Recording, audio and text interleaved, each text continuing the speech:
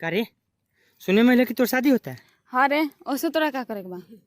तोर शादी ना होके देम तो हमू तोरा घरे तोरा मौगी से जाके कह देम कि दिन रात हमरा पे लाइन मारत रहता।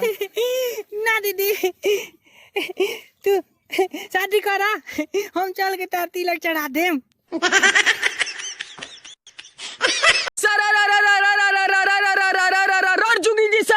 बा भाई बा बा रिपोर्टर बा, होली में चोली के बढ़ल डिमांड हो, बढ़ल डिमांड। बा भाई बा बा रिपोर्टर बा, होली में चोली के बढ़ल डिमांड। चाचा के माल पेन है लोकल ब्रांड, बोलो हाय रे हाँ।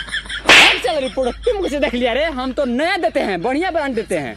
चाचा हम कल है देखे छत पे पसारी थी, लोकल ब्रांड का था। रिपोर्टर एक तो होली का गाना गा दो ना। तो लीजिए सुनिए। हमरा तो भैया के दू गो साली, एगो भी पासा लागी एगो सोनाली, हाँ एगो गोर बिया एगो बिया काली काली काली। ए चाचा का रे?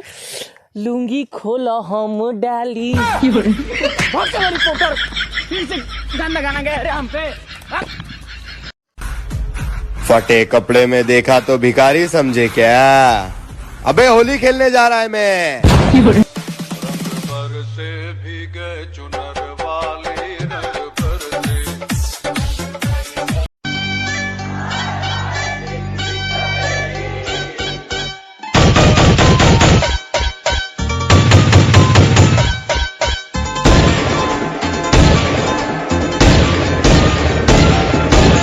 अपना दिमाग थोड़ा ठंडा रखो।